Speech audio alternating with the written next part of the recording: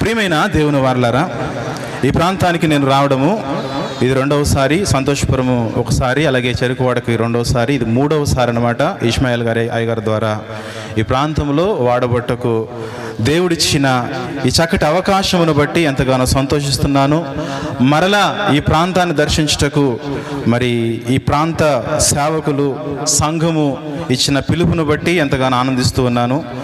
ఈ చక్కటి కార్యక్రమము జరుగుటకు, సభలు జరుగుటకు దేవుడు చూపిన కృపకై ఆయనకు హృదయపూర్వకమైన వందనాలు, స్తోత్రములు తెలియజేస్తూ ఈ సమయంలో లేఖన భాగంలోనికి మనం వెళదాం. ప్రియమైన దేవుని వారలారా, ఈరోజు ఏవో గొప్ప గొప్ప మర్మాలను, లోతైన సంగతులను చెప్పడానికి నేను ఇష్టపడను, కానీ మన ఆత్మీయ జీవితంలో మరింతగా అభివృద్ధిలోనికి వెళ్ళడానికి, మనం మరింతగా పరిపక్వం చెంది దేవునిలో పరిపూర్ణమైన స్థితిలో ఎదగడానికి కావలసిన లేఖన సత్యాలు ఏవైతే ఉన్నవో వాటిని మనం ఒక్కొక్కటిగా ధ్యానిస్తూ, గమనిస్తూ మన ఆత్మీయ జీవితాలు మనం సరి చేసుకుందాం. బైబిల్ ఏది చెబితే దానిని విందామో ఆ ప్రకారంగా మన జీవితాలను సరి చేసుకోవడానికి మనం అందరం కూడా ఇష్టపడదాము. దయచేసి ప్రతి ఒక్కరు కూడా మీ పక్కన వాళ్ళు ఏమనుకుంటున్నారు, వెనకాల ఉన్న వాళ్ళు ఎలా ఉన్నారు, ముందున్న వాళ్ళు ఎలా ఉన్నారు అన్న ఆలోచనలు పక్కన పెట్టేసి కేవలము నన్ను, నా ద్వారా వినబడుతున్న ఈ మాటలు మాత్రమే వినండి. దేవుడి రోజు ఈ రాత్రికాల సమయంలో తన వాక్యము ద్వారా మనందరితో కూడా మాట్లాడబోతున్నాడు. మనలో ఎలాంటి పరిస్థితులు ఉన్నా సరే మన పరిస్థితుల్లో మార్చుటకు, స్థితిగతులను మార్చుటకు, మనలందరినీ కూడా పరలోకమునకు దగ్గర చేయుటకు కావలసిన వాక్యాన్ని అందించుటకు నేను ఎంతగానో ఆశపడుచున్నాను. ప్రియమైన దేవుని వారలారా, గమనించండి, సమాజంలో బ్రతుకుచున్నప్పుడు కొన్ని విషయాల్లో మనకు అవగాహన ఉంటుంది, కానీ ఆ అవగాహన సారంగా బ్రతకడం మనకు అంతగా ఇష్టం ఉండదు. ఉదాహరణకు బైబిల్ ఎన్నో పాపాల యొక్క లిస్టునిచ్చింది. ఆ పాపాల్లో మనకు బాగా తెలిసిన కొన్ని పాపాలు ఏంటంటే, ఒక వ్యభిచారము ఒక పాపము, అలాగే హత్య చేయడము ఒక పాపము, దొంగతనం చేయడము ఒక పాపము, అత్యాచారం చేయడము ఒక పాపము, స్త్రీని మోహపు చూపుతో చూడడం ఒక పాపము. ఇలా కొన్ని పాపాలు ఏవైతే ఉన్నావో మనం బాగా గుర్తుపెట్టుకుంటాం, కానీ బైబిల్ చెప్పిన మరిన్ని ఎన్నో పాపాలు ఉన్నాయి, కానీ వాటిని మనం పెద్దగా గుర్తుపెట్టుకోము. ఎవరైనా చెప్పగలరా బైబిల్లో ఎన్ని పాపాలు దేవుడు రాయించాడు, ఎన్ని రకాల పాపాలు రాయించాడని చెప్పగలరా? ఇదే నేను చెప్పినట్లుగానే హత్య అన్నాడు, అత్యాచారం అన్నాడు, లేదంటే దొంగతనం అన్నాడు, లేదంటే అబద్ధం అన్నాడు. ఇలా లెక్క పెట్టుకుంటే మనకు ఒక 5 10 వస్తాయి, కానీ మిగిలిన పాపాల గురించి మనం కనీసము ఏమాత్రము కూడా ఆలోచన చెయ్యము. దానికి కారణం ఏంటంటే, ఈనాటి క్రైస్తవులు బైబిల్లో దేవుడు చెప్పిన పాపాలు ఏవైతే ఉన్నావో ఆ పాపాలని విభజన చేశాడు. ఎలాంటి విభజన చేశాడనంటే, ఇదిగో అత్యాచారము, మానభంగము, లేదా దొంగతనము, లేదంటే మోహపు చూపు, ఇలాంటివి ఏవైతే ఉన్నావో ఇవన్నీ కూడా పెద్ద పాపాలు. ఏంటి చెప్పండి? ఎవరైనా చంపేస్తే, ఎవరైనా అత్యాచారం చేస్తే, మానభంగం చేస్తే, లేదంటే దొంగతనం చేస్తే, ఇటువంటివన్నీ కూడా పెద్ద పాపాలు అంటున్నారు ఈరోజు. ఇదే బైబిల్లో మరికొన్ని పాపాలు ఉన్నాయి, వాటినేమో చిన్న చిన్న పాపాలు అంటారు. ఎవరైనా తిట్టడము కానీ, దూషించడము కానీ, కోప్పడము కానీ, ఆవేశపడడం కానీ, మత్సరపడడం కానీ, ఇలాంటి కొన్ని పాపాలు ఏవైతే ఉన్నావో వీటిని ఏమంటామనంటే చాలా చిన్న చిన్న పాపాలు, ఏం కాదులే అనుకుని లైట్ తీసుకుని తమ జీవితాల్లో దేవునికి చాలా దూరంగా బ్రతికేవారు క్రిస్టియానిటీలో ఈరోజు ఎక్కువైపోతున్నారు. ఈరోజు కూర్చున్న మనలో నేను చెప్తున్న బైబిల్లో నుంచి ఏవైతే చూపిస్తున్నానో ఆ పాపాల్లో ఏదో ఒక పాపం మనలో ఉండడానికి అవకాశం పుష్కలంగా ఉంటుంది. కాబట్టి ఈ వాక్యం ఎవరితో మాట్లాడుతున్నానంటే నీతోనే మాట్లాడుతున్నా. ఎవరితో? నీతోనే. నేను మాట్లాడుతున్నది నీ ఒక్కడితో మాట్లాడుతున్నా. అంటే ప్రతి ఒక్కరు అనుకోవాలి, ఈ వాక్యము నా గురించే ఎన్నుకున్నాడు. అర్థమవుతుందా? ఈ వాక్యము నా గురించే ఎన్నుకున్నాడు, ఈ వాక్యము నాకే చెబుతున్నాడు అనుకోవాలి. ప్రతి ఒక్కరు ఇలాంటి ఆలోచన కలిగి ఎప్పుడైతే వాక్యం వింటామో అప్పుడే మన జీవితాల్లో ఆత్మీయ ధోరణిలో ఆత్మానుసారంగా పరిపూర్ణమైన అభివృద్ధులను మనం ఎదగడానికి ప్రత్యేకమైన అవకాశం ఉంటుంది. చాలా జాగ్రత్తగా వాక్యాన్ని వెళ్ళవలసిందిగా కోరుచున్నాను. ఈరోజు వ్యక్తులు ఉన్నారు, చిన్నపిల్లోడికి షర్టు చూస్తే స్మాల్ అంటాము, ఇంకొంచెం పెద్దది మీడియం అంటున్నాము, దానికంటే పెద్దది లార్జ్ అంటున్నారు, దానికంటే పెద్దది ఎక్సెల్ అంటున్నారు, దానికంటే పెద్దది XXL అంటారు, ఇంకా పెద్దగా ఉంటే కుట్టించుకోవాలి, షర్ట్లు సైజులు లేవంటారు. అంతే కదా? Very good. అంటే వేసుకుంటున్న వస్త్రాల్లో స్మాల్ అంటున్నాము, మీడియం అంటున్నాము, లార్జ్ అంటున్నాము, ఎక్సెల్ అంటున్నాము, డబుల్ ఎక్సెల్ అంటున్నారు, త్రిబుల్ ఎక్సెల్ అంటున్నారు. అంటే వేసుకునే వస్త్రాల్లో సైజులు ఉన్నాయేమో కానీ బైబిల్లో చెప్పబడిన పాపాల యొక్క జాబితా ఏదైతున్నదో ఆ పాపాల యొక్క జాబితాకి ఎవరు కూడా సైజును నియమించవద్దు, జాగ్రత్త. ఎందుకంటే యేసుక్రీస్తు వారు చెబుతున్నారు ఈ మాట. ఎందుకంటే పాపానికి సైజు లేదు, ఎందుకంటే ఏ భేదము లేదు, అందరూ పాపము చేశారు.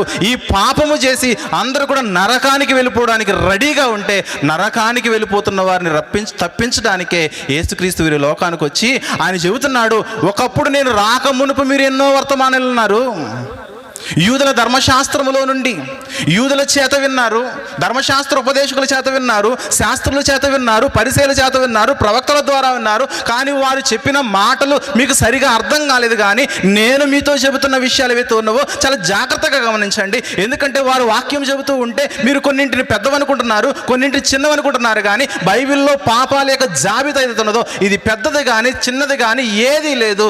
నువ్వు ఏది చేసినా సరే అది పాపమా అంటే పాపమే. దీనివల్ల నరకానికి వెళ్ళిపోతామంటే వెళ్ళిపోతామని చెబుతున్నాడే కానీ ఇది పెద్ద పాపము, నరహత్య అనేది పెద్ద పాపము, లేదా ఒకరిని చిన్నగా కొట్టడం అనేది చిన్న పాపం అనుకోవడానికి ఇక్కడ అవకాశం లేదని యేసుక్రీస్తు వారు ఎంత క్లియర్గా చెబుతున్నారో చూద్దాం ఒకసారి.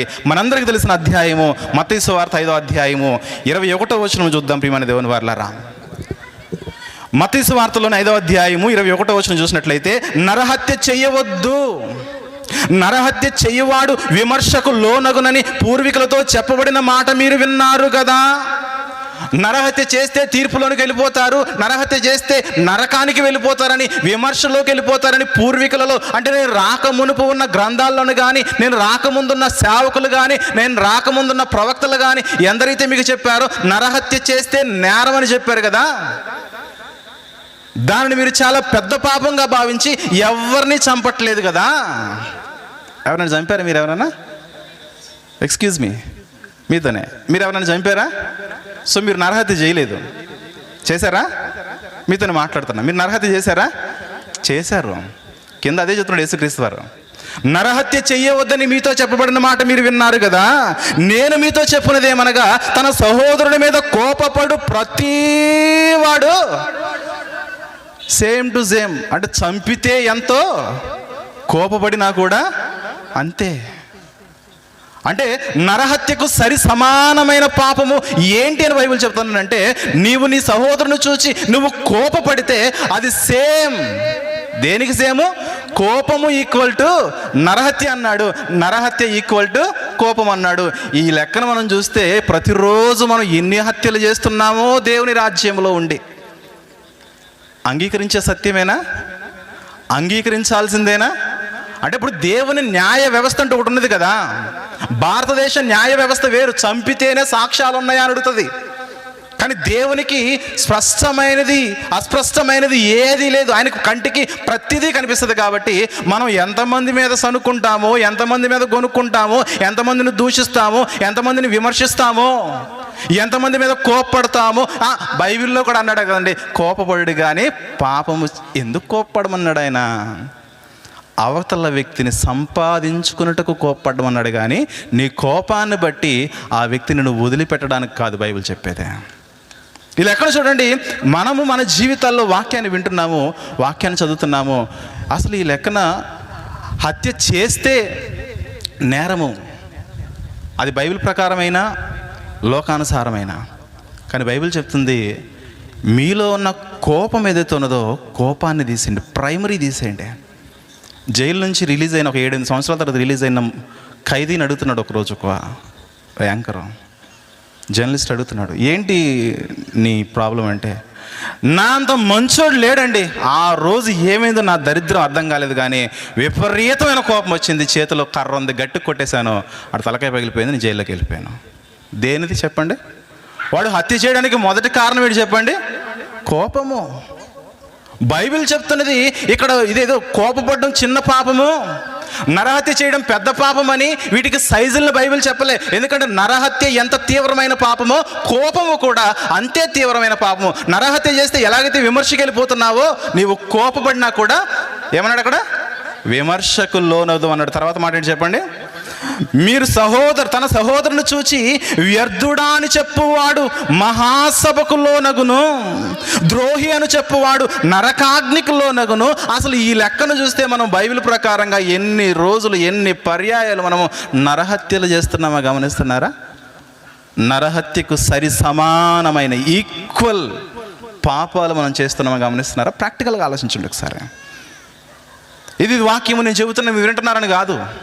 ఈ వాక్యం చెబుతున్నప్పుడు నేను ఎంతమందిని చూసి ద్రోహి అన్నానో, నేను ఎంతమందిని చూసి వేస్ట్ ఫెలో వ్యర్థుడా అన్నానో, నేను ఎంతమంది మీద కోపపడుతూ ఉన్నానో. కొంతమంది ఫేసులు ఉంటాయండి, ఆ ఫేస్ కలిగిన వారు మనల్ని ఏమి అనకపోయినా సరే మనకు అనుకోని అస్సలు భయంకరమైన కోపం వచ్చేస్తుంది. ఎవరో చెప్పనా, కోడలకేమో అత్తకేమో అంత కరెక్ట్గా చెప్తున్నారంటే మీరు ఏ రేంజ్లో ఉన్నారో గమనించండి.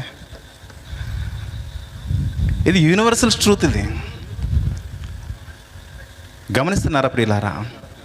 బైబిల్ చెప్తున్నది సత్యము. ఆ సత్యములో ఉన్న వాక్య భాగాన్ని మనం గమనిస్తే, నీవు హత్య చేస్తే ఎలాంటి నేరమో, కోపపడినా, ద్రోహి అని పిలిచినా, వ్యర్థుడా అని పిలిచినా నీవు అంతే రకంగా, అంతే తీవ్రత కలిగి నరహత్యతో సమానమైన పాపంలోనికి నువ్వు వెళ్ళిపోతున్నావు. జాగ్రత్త.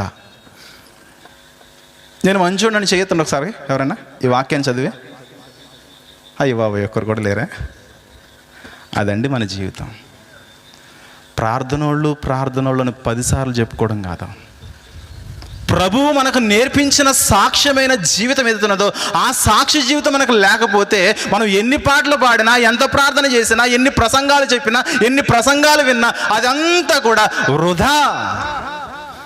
అందుకే గమనించండి, వాక్యం ఏది చెబితే ఆ ప్రకారంగా మనం జీవించాలి. మరొక మాట 27వ వచనం చూద్దాం. ప్రియమైన దేవుని వర్లారా, వ్యభిచారము చేయవద్దని చెప్పబడిన మాట మీరు విన్నారు కదా. నేను మీతో చెప్పినది ఏమనగా, ఒక స్త్రీని మోహపు చూపుతో చూచు ప్రతివాడు అప్పుడే తన హృదయమందు ఆమెతో వ్యభిచారము చేసిన వాడగును. అంటే చేస్తే పాపం కాదు, చూస్తే పాపం అంటున్నాడు. అంతే కదా? ఈరోజు చేసినోడు దొరికితే దొంగ, దొరకకపోతే దొర. కానీ చూస్తున్నవాడు ఎవరిని పట్టుకోగలరు చెప్పండి?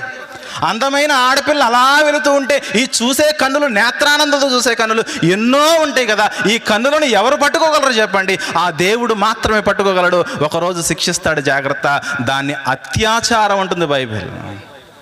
రేప్ కేసుతో, మానభంగం అనే కేసుతో సరి సమానమైన కేసు అంటుంది ఇది. గమనిస్తున్నారా? పెద్ద పాపాలు, చిన్న పాపాలని మనం సంకలు కొట్టుకోవడం ఇక్కడ అవకాశం లేదు. ఇక్కడ బైబిల్లో పెద్ద పాపము, చిన్న పాపం అనే కాన్సెప్ట్ లేదు. వేసుకునే వస్త్రాల్లో పెద్దది చిన్నదనే ఉన్నదేమో కానీ, మన వయసుల్లో పెద్దది చిన్నదనే ఉన్నదేమో కానీ, పాపముల విషయంలో పెద్దది చిన్నదనే తారతమ్యము బైబిల్ ఇవ్వలేదు. హత్య ఎలాగో చెప్పండి, హత్య ఎలాగో కోపము కూడా అలాగే. దానికి సరి సమానమైన పాపం అది. ఇంకేమంటున్నాడు చెప్పండి? వ్యభిచారం ఎలాగో మోహపు చూపు కూడా అలాగే అంటున్నాడు. 37వ వచనం చదవండి ఒకసారి. 39వ వచనం చూద్దాం. 39వ వచనము, క్షమించండి, 37వ వచనమే. మీ మాట అవునంటే అవును, కాదంటే కాదని ఉండవలను, వీటికి మించినది దుష్టుని నుండి పుట్టినదే. అబద్ధము పాపం అనుకుంటున్నాము కానీ దేవుడు అంటున్నాడు, అబద్ధము నువ్వు అవతల వ్యక్తితో మోసం చేస్తున్నావు. సరి సమానమైన పాపాలు ఇవి. సరి సమానమైన పాపాలు. చిన్న పాపాలు, పెద్ద పాపాలని దయచేసి ఎవరు కూడా లైట్ తీసుకోవద్దు. ఈరోజు చిన్న సమస్యలు రాగానే భార్యాభర్తల జీవితాలు చూస్తే తొందరగా విడిపోదాం. పెళ్లి చేసుకునేటప్పుడు ఉన్నంత ఆనందము, సంతోషము, ఆ ఉబలాటం, ఉత్సాహం ఏదైతే ఉన్నదో, చిన్న గొడవ రాగానే అనవసరంగా చేసుకునే దరిద్రం. దాన్ని ఈ దరిద్రుని అనవసరంగా చేసుకున్నా. ఇవే డైలాగులు కదా అనుకుంటాము. వదిలించుకోవడానికి ఈజీగా ప్రయత్నం చేస్తూ ఉంటాం. కానీ దేవుడు అంటున్నాడు 32వ వచనంలో, నేను మీతో చెప్పినది ఏమనగా, వ్యభిచార కారణమును బట్టి గాక తన భార్యను విడనాడు ప్రతివాడును ఆమెను వ్యభిచారినిగా చేస్తున్నాడు. దేనిని బట్టి? ఎదుటి వ్యక్తిని, ఆపోజిట్ జెండర్ని, ఆపోజిట్ పర్సన్ నువ్వు దేనిని బట్టి వదిలేస్తున్నావు అంటే వ్యభిచారాన్ని బట్టి వదిలేయాలి. కానీ నువ్వు వేరే వేరే ఏ కారణాన్ని బట్టి వదిలేసినా, విడనాడినా సరే దాన్ని ఏమంటున్నాడు చెప్పండి, వ్యభిచారముతో సరి సమానము. ఈరోజు ప్యాషన్ అయిపోయింది కదా, పెళ్లి చేసుకోవడము, 4 సంవత్సరాలు 5 సంవత్సరాలు ఉండడము, తర్వాత విడిపోవడము. దాన్ని వద్దు అంటున్నాడు. విడనాడడం అనేది ఏదైతే సబ్జెక్టు, నువ్వు విడనాడాలన్న ఆలోచన నీ హృదయంలోకి వస్తే వ్యభిచారముతో సమానం అంటున్నాడు. సరి సమానమైన పాపము. ఎవరి బోధ ఇది? యేసుక్రీస్తు వారి బోధ. అందుకే లేఖనం చెబుతున్నది, పాపాల విషయంలో చిన్న పాపమని పెద్ద పాపమని తారతమ్యాన్ని, భేదాన్ని మీ హృదయాల్లోనికి ఎంత మాత్రం కూడా రానివ్వకండి. ఒక్కవేళ రానిచ్చారా మన ఆత్మీయ జీవితం ఆ రోజు నుంచి మనము పడిపోయి పతనమైపోయి బురదగుంట్లో దొర్లుతున్న వారమే. దీన్ని బట్టి మనకి ఏమర్థం చేస్తుంది? మనలో ఇంకా ఏమన్నా చెప్పండి, నరహత్య చేస్తున్న వారు ఉన్నారు, మనలో ఇంకా వ్యభిచార సంబంధమైన ఆలోచనలు కలిగిన వారు ఉన్నారు, మనలో ఇంకా ఇతరులను మోసం చేస్తున్న వారు ఉన్నారు. కానీ మన పేరేంటి చెప్పండి? ఆమె క్రిస్టియన్. ఎక్కడా నీ సాక్ష్యం? ఎక్కడా నీ జీవితంలో నీ సాక్ష్య జీవితం? ఎక్కడా? ఏదో మన పేరుకి పాటలు పాడేసి ప్రార్థన చేసేసి ఇదంతా చెప్పుకుంటే కాదంటే, అది మన జీవితంలో మన కార్యాల ద్వారా అంతరంగంలో ఉన్న హృదయం ఏదైతున్నదో ఆ హృదయము శ్రేష్టమైనదైతే, ఆత్మానుసారమైనదైతే మన బాహ్య క్రియలు కూడా ఎంతో శ్రేష్టంగా కనిపించాలి. కానీ అది కనిపించట్లేదే. మన ఇంట్లో ఉన్న వాళ్ళే మన మీద కంప్లైంట్ చేస్తున్నారని అంటే మన జీవితాలు ఇంకెంత డెవలప్ అవ్వాలో గమనించండి. ఎన్ని విషయాలు చెప్పాను? నరహత్యకు సరి సమానమైన పాపం ఏంటి చెప్పండి? కోపము. సహోదరుని చూసి వ్యర్థుడా అన్నా, ద్రోహి అన్నా కూడా సేమ్ పాపం అన్నాడు. వ్యభిచారముకు సరి సమానమైన పాపం ఏమన్నాడు చెప్పండి? ఒక స్త్రీని చూచి నువ్వు మోహపు చూపుతో చూస్తే ఈక్వల్ అన్నాడు. అబద్ధం చెప్పావంటే అవతల వాడితో మోసం చేసే పాపమే సేమ్ టు సేమ్ అన్నాడు. నీ భార్యను కానీ భర్తను కానీ విడనాడాలన్న ఆలోచన నీ కలిగితే అవతల వారిని నువ్వు వ్యభిచారిణి లేదా వ్యభిచారము కలిగిన వాడని, చేసిన వాడని నేరము తోసేసి ఈ విధంగా పాపాలను మనము చేసేస్తూ ఉన్నాము. దయచేసి గమనించండి. యాకోబు గారు చెబుతున్న మరొక మాట చూద్దాం. యాకోబు గారి బోధ ఎలా ఉన్నదో చూద్దాం ఈ విషయంలో. చిన్న పాపాలు పెద్ద పాపాలని, పెద్ద పాపాలకేమో బాగా ఫీల్ అయిపోయి చిన్న పాపాలు అనగానే లైట్ తీసుకుంటాం చూడండి. అర్థమవుతుందా? పెద్ద పాపాలు అనుకోండి బాగా భయంకరమైన పశ్చాత్తాపం. ఎవరిలాంటిది? ఒకవేళ దావీదు గారు లాంటి పెద్ద పాపం చేసామనుకోండి మన భాషలో, అసలు భయంకరమైన పశ్చాత్తాపం ఎప్పుడు? అందరికీ తెలిసిపోయిన తర్వాత. తెలియకపోతే ఇక్కడికి వచ్చే పాటలు, ఇక్కడికి వచ్చి ప్రార్థన, ఇక్కడికి వచ్చి అన్నీ చేసేస్తూ ఉంటాం. దావీదు గారు, యాకోబు గారు అంటున్నారు 2వ అధ్యాయంలో 2వ వచనం చూద్దాం ప్రియులారా. ఏలయనగా బంగారు ఉంగరము పెట్టుకుని ప్రశస్త వస్త్రములు ధరించుకున్న ఒకడు మీ సమాజ మందిరంలోనికి వచ్చినప్పుడు మురికి బట్టలు కట్టుకున్న దరిద్రుల లోపలికి వచ్చిన ఎడల మీరు ప్రశస్త వస్త్రములు ధరించుకున్న వాడిని చూచి సన్మానించి నీవిక్కడ మంచి స్థలమందు కూర్చుండమని చెప్పి ఆ దరిద్రులతో నీవిక్కడ నిలువము, లేదంటే ఆ చివరి మూలన కూర్చో, ఇక్కడ నా పాదపీఠం దిగున కూర్చోడమని చెప్పిన ఎలా మీ మనసులో భేదములు పెట్టుకుని మీరు దురాలోచనలతో విమర్శ చేసిన వారు కారా? ఏంటి మీ జీవితాల్లో ఈ పక్షపాత ధోరణి ఏంటి? డబ్బులున్నోడికి ఒక వాల్యూ, డబ్బులు లేనోడికి ఒక వాల్యూ, మంచి బట్టలు వేసుకుంటే ఒక వాల్యూ, మంచి బట్టలు వేసుకోలేకపోతే ఒక వాల్యూ, వారు కట్టుకున్న ఇంటిని బట్టి వాల్యూ, వారికున్న ఇంటిని బట్టి వాల్యూ, వారికున్న ఉద్యోగాన్ని బట్టి వాల్యూ. కానీ మనిషిని మనిషిగా గుర్తించేవారు ఈరోజు ఉన్నారా? ఎందుకంటే ఈరోజు ప్రజెంట్ సిచ్యువేషన్ మీకు చెబుతా. మన గ్రామాల్లో ఉండి మన గ్రామాల్లో పరిచర్య చేస్తూ సరిగ్గా బట్టలు లేక, సరిగ్గా చెప్పులు లేక, సరిగ్గా వెహికల్ లేక మన ఇంటి చుట్టూ 10 మార్లు తిరిగే సేవకుడు అంటే మనం విలువనిస్తామా? చెప్పండి ఒకసారి. ఇస్తామా? మన ఇంటి చుట్టూ తిరిగే సేవకుడు అంటే మనం ఏమాత్రమైనా విలువనిస్తామా? అదే హైదరాబాద్ నుంచో ఆఫ్రికా నుంచో వస్తే ఒంగొంగి దండాలు, సన్మానాల మీద సన్మానాలు. ఏంటి నీకోసం రోజు తిరిగేది ఎవరు చెప్పండి? హైదరాబాద్లో ఉన్నవాళ్ళు కాదు, ఆఫ్రికాలో ఉన్నవారు కాదు, నీ సొంత సేవకుడు. నీ సొంత సేవకుడు నీ యొక్క ఆత్మ మీద భారము కలిగి నిన్ను ఎలాగైనా రక్షించాలి, నిన్ను ఎలాగైనా దేవుని అభివృద్ధి పరచాలి, నిన్ను ఎలాగైనా పరలోకముకు చేర్చాలని ప్రతిరోజు తాపత్రయం కలిగి ప్రార్థన చేసి మీ ఇంటి చుట్టూ తిరుగుతూ ఉంటే ఆయన రాగానే ఇంట్లోనే ఆయన వెళ్ళిపోతాడు. ఆయన బండి ఆగ్గానే ఇంట్లోంచి ఒకరు వెళ్ళిపోతారు. ఎంత అవమానం అది! ఏంటి ఈ పక్షపాతమైన ధోరణి? సేవకులకు నువ్వు ఇస్తున్న వాల్యూ ఏంటి? ఒకరంటే ఒక చూపు, మరొకరంటే మరొక చూపు. ఇది పక్షపాతము కాదా అంటున్నాడు యాకోబు గారు. ఒకవేళ ఈ పక్షపాతం అనే జబ్బు కనుక మీ జీవితాల్లో ఉంటే మీరు కూడా వ్యభిచారం అనే పాపముతో సమానమైన పాపం అని పక్షపాతం అంటున్నాడు. ఈ పక్షపాతం అనే పాపము అత్యాచారము, వ్యభిచారం అనే, దొంగతనం అనే, నరహత్య అనే పాపాలతో సమానంగా చేసేస్తున్నాడు యాకోబు గారు. అందుకే 9వ వచనం చదవండి ఒకసారి. 9వ వచనం చూస్తే, మీరు పక్షపాతము గలవారైతే ధర్మశాస్త్రము వలన అపరాధులని తీర్చబడి పాపము చేయువారగుదురు. ఎలా అయితే? పక్షపాతము అంటే మనిషిని మనిషిగా గుర్తించకుండా వారు వేసుకున్న వస్త్రాలను బట్టు, వారు కలిగి ఉన్న ఆస్తిని బట్టు, ఉద్యోగాన్ని బట్టు, స్టేటస్ను బట్టు నువ్వు వాల్యూ ఇస్తే అది మంచిది కాదు. అటువంటి భేదములను మీ హృదయంలో ఉంచకండి. అది దేనితో సమానమైన పాపం అన్నాడు చెప్పన 11వ వచనంలో వ్యభిచరింపవద్దని చెప్పిన వాడు నరహత్య చేయవద్దనియూ చెప్పిన గనక నీవు వ్యభిచరింపకపోయినను నరహత్య చేసినడలా ధర్మశాస్త్ర విషయంలో అపరాధివైతివి. అంటే ఒకటి చేయకపోయినా ఇంకోటి చేసావు కాబట్టి ధర్మశాస్త్ర విషయంలో నువ్వు పాపివే. నేను అది చేయలేదు, ఇది చేయలేదు అనుకోవడం నాకు అవకాశం లేదు. నేను దొంగతనం చేయలేదు, వ్యభిచారం చేయలేదు, హత్య చేయలేదు, అత్యాచారం చేయలేదు అనుకుంటున్నావేమో.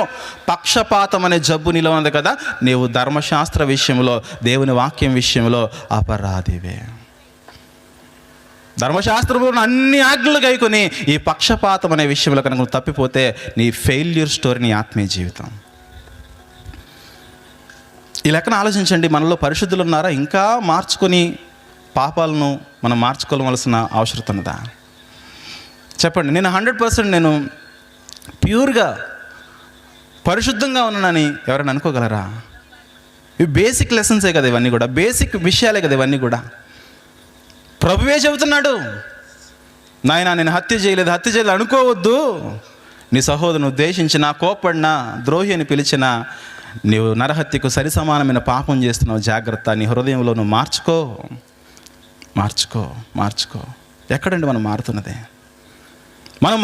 ఎక్కడ చెప్పండి? మనం మారుతున్నది ఎక్కడ చెప్పండి?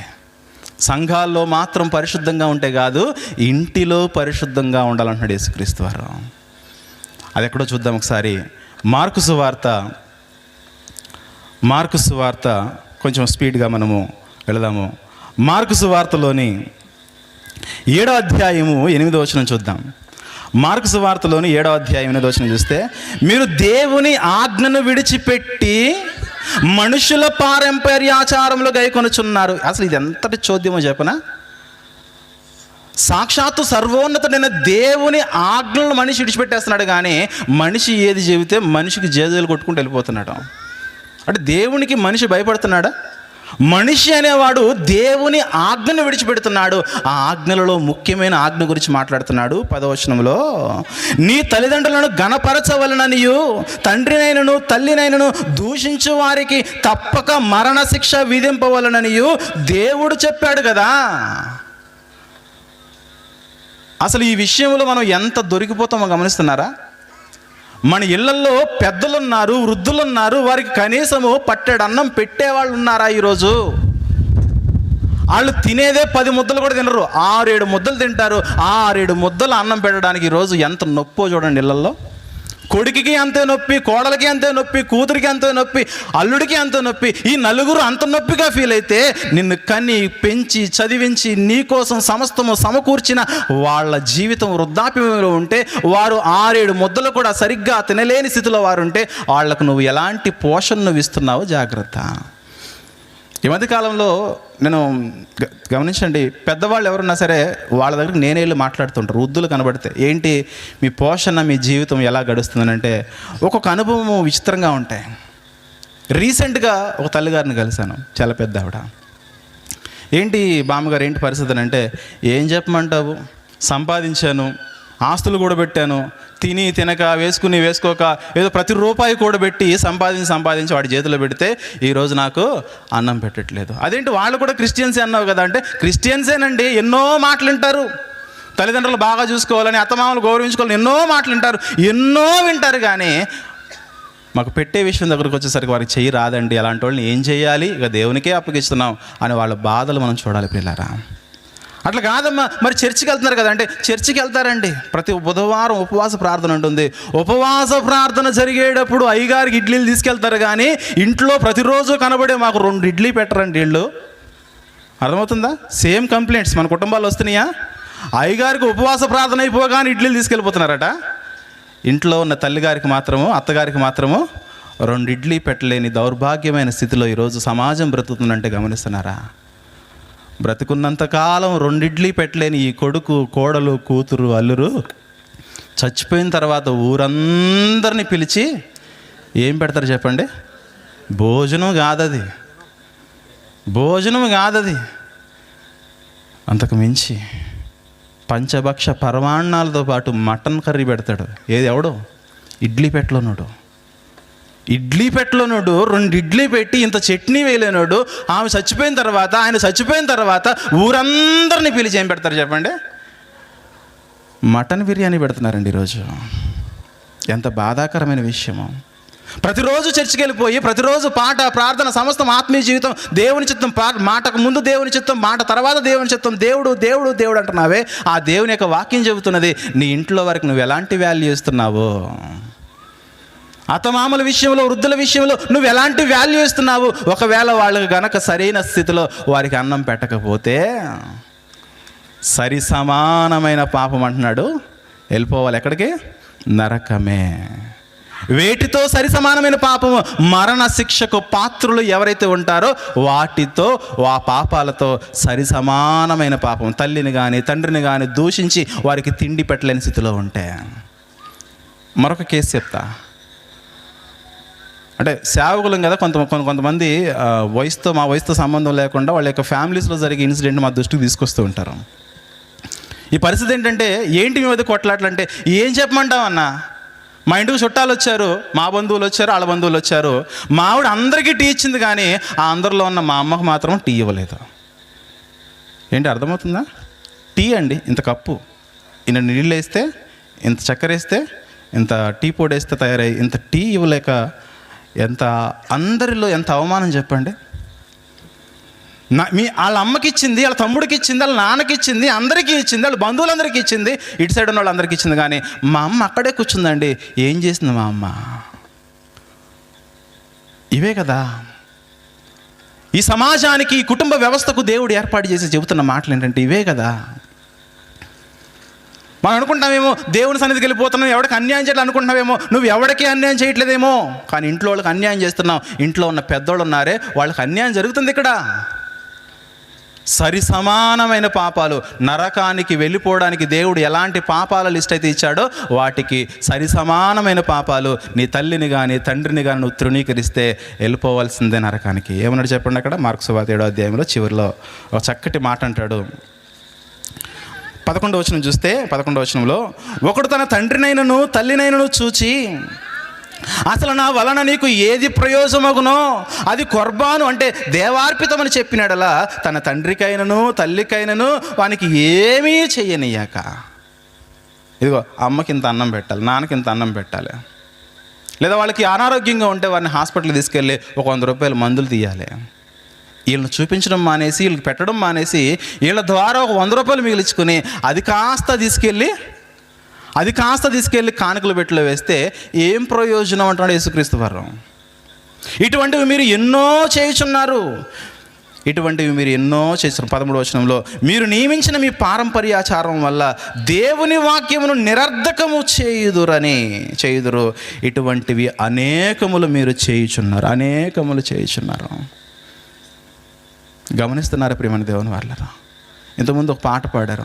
ఏం పాట అది? పాటల షీట్లో 3వ పాట, శ్రమలే నా అతిశయము, శ్రమలోనే ఆనందం. నిజంగా మీరు శ్రమ పడతారా? పురుషులే కానీ స్త్రీలే కానీ అడుగుతున్నాను. మీరు నిజంగా పాట పాడారు కదా, చాలా సరదాగా, చాలా జోష్లో పాడారు కదా. నిజంగా అటువంటి శ్రమ కుటుంబాల్లో వచ్చినప్పుడు ఆ శ్రమను ఫేస్ చేయడానికి మీకు అంత టాలెంట్ కానీ, అంత ధైర్యము కానీ, గుండె నిబ్బరం కానీ, సహనము కానీ, ఓర్పు కానీ, దీర్ఘశాంతము కానీ, ఇటువంటి లక్షణాలు మీకున్నాయా? పురుషులు కానీ స్త్రీలు కానీ, చిన్నలు కానీ పెద్దలు కానీ. మన భక్తి జీవితం పాటల వరకు పరిమితం అయిపోతే కాదు. ఈ శ్రమలు అనేవి నువ్వు సువార్త జీవితం ఎవడో కొడితే దాని గురించి కాదు. నీ కుటుంబంలో నీ అత్త ఏదనంటే ఓర్చుకో, నీ కోడలు ఏదనంటే ఓర్చుకో. ఈ ఓర్చుకునే అలవాటును నేర్చుకోకపోవడం వల్ల ఈరోజు కుటుంబాల్లో ఎంత భయంకరమైన పరిస్థితులు ఎదురవుతున్నాయి చూడండి ప్రియులారా. తల్లిదండ్రులను పెద్దలను నిర్లక్ష్యం చేస్తే వ్యభిచారము, హత్య, అత్యాచారం అనే పాపాలతో సరి సమానమైన పాపం అంటుంది బైబిల్ గ్రంథం. జాగ్రత్త. ఏ కుటుంబం కూడా ఈ విషయాల్లో బంధాన్ని నిర్లక్ష్యం చేస్తే దేవుడు ఊరుకోడు. జాగ్రత్త. మనం అనుకుంటాం నరహత్య చేయట్లేదు, అత్యాచారం చేయట్లేదు, మానభంగం చేయట్లేదు, ఇంకోటి చేయట్లేదు, ఇంకో అనుకుంటున్నావేమో. నీ కుటుంబంలో నీ పెద్దవాళ్ళు నిర్లక్ష్యం చేస్తే అవి చేసినట్టే. పౌలు గారి యొక్క ధోరణి చూద్దాం ఒకసారి. గలతీయులకు రాసిన పత్రిక 5వ అధ్యాయము. మనం ఇప్పుడు కూడా శరీర కార్యములు, ఆత్మఫలాలను చదువుకుంటాం కదా. మీకు అవి శరీర కార్యములు, ఆత్మఫలాలుగా కనిపించాయేమో కానీ అవి నాకు కుటుంబ బంధాల్లా కనిపించాయి. అవి నాకు బంధాన్ని నిలబెట్టేవిగా కనిపించావి. అవి ఒకవేళ ఈ శరీర కార్యములు లేదా ఆత్మఫలములు ఏవైతే ఉన్నావో ఆ ప్రకారంగా మనం జీవించగలిగితే, శరీర కార్యములు తృణీకరించేసి ఆత్మఫలాల ప్రకారంగా మనం జీవిస్తే మన కుటుంబంలో ఏ బంధము మధ్య కూడా కొట్లాటలు రావు. చూడండి, కుటుంబంలో కానీ సమాజంలోనూ కానీ వ్యక్తుల మధ్య అసలు కొట్లాటలు రావు. చూడండి ఏమంటే చెప్పండి 19వ వచనంలో, శరీర కార్యములు స్పష్టమై ఉన్నవి. అవేవనగా జారత్వము, అపవిత్రత, కామకత్వము, విగ్రహారాధన, అభిచారణ, ద్వేషము, కలహము, మత్సరము, క్రోధము, కక్షలు, భేదములు, వితములు. ఇవన్నీ మీరు చూస్తే చెబుతున్నాడు. అసూయలు, మత్తతులు, అల్లరితో కూడిన ఆటపాట్లు. వీటిని గురించి మునుపు చెప్పిన ప్రకారము ఇట్టి వాటిని చేయువారు దేవుని రాజ్యమును స్వతంత్రించుకున్నారని మీతో స్పష్టంగా చెప్పుచున్నాను. కోపమైన, దోషనైన, అసూయైన, ఈర్ష్యైన, ఎలాంటి మత్సరమైన నీలో ఉంటే తద్వారా నీ ఇంట్లో ఉన్న బంధాన్ని నీవే, వాక్యం ఎరిగిన నీవే ఆ బంధాన్ని విచ్ఛిన్నం చేస్తున్నావు. కాబట్టి జాగ్రత్త. ఒకవేళ వీటి విషయంలో మనము కొంచెం స్ట్రాంగ్గా, దృఢంగా ఉంటే కనుక మన బంధాలు విచ్ఛిన్నం కావు, మన బంధాలు తెగిపోవు, మన బంధాలు విడిపోతాయండి. ప్రభు మాటల ప్రకారం మనం బ్రతికితే మన బంధాలు పోతాయా? పైగా మనం సిగ్గు లేకుండా మాట అంటే చెప్పినా, నేను ఒక మాట అంటే అసలు పడనండి. ఎందుకు పడవు? నువ్వు క్రైస్తవుడు అయ్యుండి, క్రైస్తవురాలు అయ్యుండి ఒక మాట అంటే ఎందుకు పడవు? పడకపోతే నువ్వు క్రిస్టియన్వి కావు. పడాలి. యేసుక్రీస్తు వారి జీవితం ఏంటి చెప్పండి? ఆయన దూషింపబడి బదులుగా ఎవరిని కూడా దూషించలేదు. ఆయన శ్రమ పెట్టబడి ఎవరిని కూడా శ్రమ పెట్టలేదు. ఆయన గాయపరచబడి ఎవరిని కూడా గాయపరచలేదు. అది కదా మనం ఫాలో అవ్వాల్సిన మాదిరికరమైన జీవితం. అది కదా. మరి ఇంటి ముఖం మీద చెప్పేస్తావు. పైగా అంటారు, నాకు మొహమాటం లేదండి, నేను ఎవరంటే అక్కడ దులిపేస్తానండి. ఎందుకు దులుపుతున్నావు? ఓర్చుకో. అక్కడ ఓర్చుకుంటే ప్రతి బంధాన్ని కాపాడుకుంటావు. సహనం అనే ఆ లక్షణాన్ని, గుణాన్ని నేర్చుకో. అది అత్త దగ్గరే కానీ, కోడల దగ్గరే కానీ, నీ బంధం ఎవరైనా సరే. ప్రియమైన దేవుని వారలారా, దయచేసి కుటుంబ బంధాలు కనుక మన వల్ల విచ్ఛిన్నమైపోతే నరహత్య, వ్యభిచారము, అత్యాచారము, దొంగతనము, మానభంగం అనే పాపాలతో సరి సమానమైన ఈక్వల్ పాపం అంటుంది వాక్యము. నీలో ఉన్న అసూయ వల్ల, నీలో ఉన్న కోపం వల్ల, నీలో ఉన్న మత్సరం వల్ల ఒక విషయం జరిగితే 100 సంవత్సరాలు గుర్తుపెట్టుకుంటావు, చచ్చిపోయేంత వరకు గుర్తుపెట్టుకుంటావు. ఆ మాటను మాత్రం తీసేయలేవు. తీసేయి. మన పాపాలను దేవుడు గుర్తుపెట్టుకుంటే ఈరోజు మనం వింటామా? ఉండం. ఎప్పుడో అయిపోయేవాళ్ళం. అందుకే మన జీవితాల్లో నేను పెద్ద పాపాలు చేయట్లేదు, నేను మంచోడిని ఎవరు ఫీల్ అవ్వకండి. బైబిల్లో ఉన్న పాపాల లిస్టులో ఏ పాపము చేసినా అది పాపమేమవుతుంది, దానికి పర్యవసానము నరకమేమవుతుంది.